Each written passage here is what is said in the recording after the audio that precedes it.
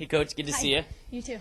How are you hanging in there this season so far? I mean, how tough, frustrating has it been? It's incredibly frustrating, and you can see statistically we're just falling short in every aspect of the game, offensively, defensively, pitching.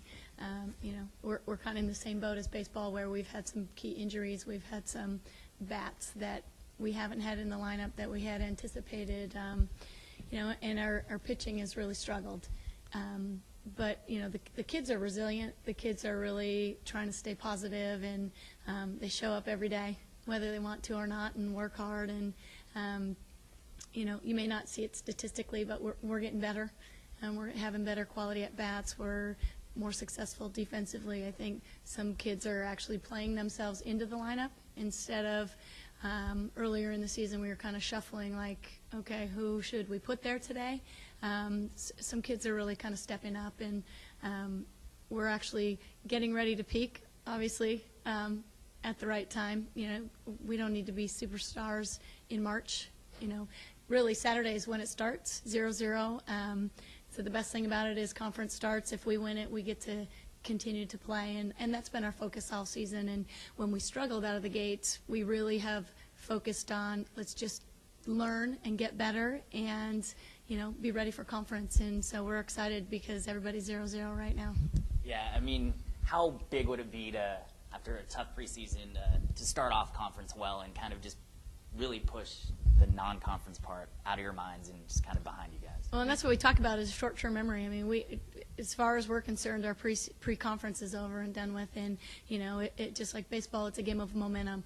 And so if we can come out of the gate strong and get on the board early, since we're visitors, we seem to have a little bit more success when we do that. And just really for our team is just to buy into themselves and their abilities and their talent, and it's contagious. If we get a couple hits, they string them together and hit them in, and then everybody just feels a little bit better, and the pitchers start throwing better, and it takes a little bit of pressure off of them. And I like our odds going in. I think that we have gotten better and better throughout the season, and some of the freshmen have definitely learned and grown as we've gone through these definitely big valleys. But I'm excited to get out there and play Riverside and really see what we can do. What are these injuries that you speak of? I mean, I was there Saturday. It's Friday, I guess, when Anna wasn't playing. I mean, is she one of the injured? Just kind of update me on that. Actually, Anna wasn't there on Friday. She had to, unfortunately, go to a funeral. And so, we didn't have her bat or her pitching. So she's struggled a little bit. She's got a foot that she's been working with, and we've had some kids out of the lineup. We've had a wrist, we've had hamstrings, we've had feet, we've had just really nagging injuries, and the only way that they can heal is to rest them. And so they're not getting the reps in practice, and they're not getting the swings, and they're not getting the ground balls, and so it really thins us out. And when we only have one or two kids to go to, and we've juggled. Statistically, you've seen it. We've had people at our first baseman. Honestly, I don't know if they've gotten hit all year. So, who's the best one out there? I don't know. Depends on the day. And so we just have to keep throwing the kids out there and see who's going to step up. And we have had that. And so instead of having 4 holes in the lineup, we've got maybe only 2. And so we just have to deal with that.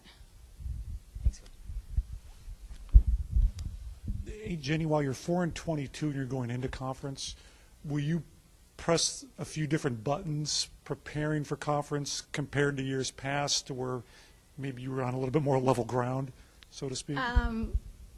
We have pressed every button we could possibly press, I think. The bottom line is we have to just really simplify and help them figure out how to turn their heads off, because they know how to play, but when you just keep losing and losing and losing, it's just you have to catch a break. And we know how to play the game, pick it up and throw it, see it and hit it.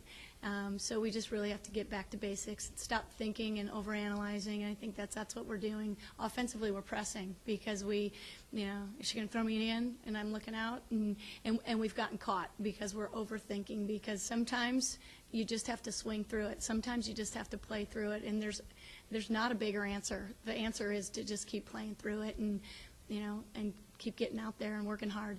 And, I think that we've broken them down, and mechanically we've attacked every weakness that they have offensively and defensively. And sometimes it's just information overload, and they get paralysis by analysis. And so we've got to really just back off and, take the pressure off of them and just let them go out and play. And, remember why they're out there. And, once they can get out there and have a little bit of fun, they're going to remember, oh, yeah, this is why we're doing it.